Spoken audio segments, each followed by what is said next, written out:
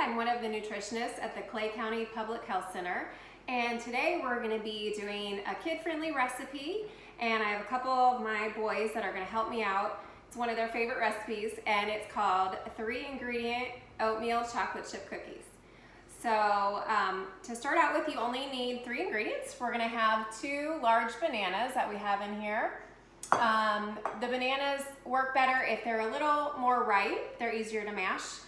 And we also need 1 3/4 cup of quick oats, and then 1/2 cup of chocolate chips. You can use regular chocolate chips or mini chocolate chips, work really well too. We just are using the regular chocolate chips today. Okay, so the first step is we're going to start mashing the bananas, and it helps if one person is holding the bowl. And mashing is something that is kind of difficult to do, but kids at even a young age can try and do this step. Just make sure that somebody's holding the bowl. If you don't have a masher, you can use a fork. And again, the more ripe the bananas, the easier they are to mash.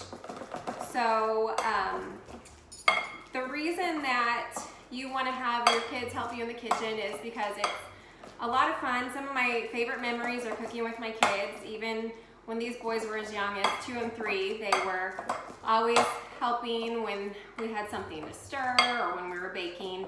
And stirring at a young age is something that's easy for kids to do in a way that they can help out. So once these bananas are mashed, we are going to add the 1 3/4 cup of quick oats. And then we're going to stir that around until all of the oats are moistened and kind of mixed in. And you want to mix, it'll take a little while to mix so that it's all mixed together. Some things with this recipe, if you don't want to add chocolate chips, you don't have to. You can just make it with the oats and the bananas. Some other things that you can add instead of chocolate chips are different dried fruits. If you have raisins or dried cranberries, those work really well. You can also add some peanut butter to the recipe. You can add anywhere from 2 tablespoons to 1/2 cup, and that will add a little bit more protein to the recipe.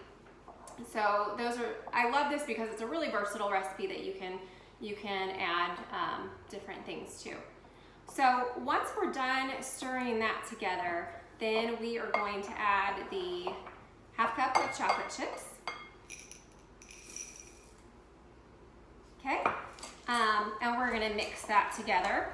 A quick tip, if you have bananas but they're kind of green, they're not really ripe, is you can get, just grab a paper bag and you can put the bananas in the bag overnight. If you have apples available, stick an apple in there and close it up. And that will help the bananas ripen quicker, so they're easier for your kids to mash if you're gonna make this recipe. So it looks like that's all mixed together. So once we're done with that, then we're gonna put them on a greased baking sheet. I've just sprayed this with some cooking spray. If you have a baking mat, you can put that on here instead of greasing it, or if you happen to have parchment paper, it's an oven safe type of paper that you can put on here, and that also helps it not to stick. But for today, we just greased the pan, and so we are gonna use 2 spoons to kind of spoon it onto the pan. This recipe makes about 12 to 15 cookies. So you want to try and make them all in similar shapes and kind of shape them how you want them to look when they come out of the oven, because they're not going to rise. There's no flour or baking soda or baking powder. So the way that you shape them on the pan is how they're pretty much going to look when they come out of the oven. So you'll continue to do this until you get about 12 to 15 cookies.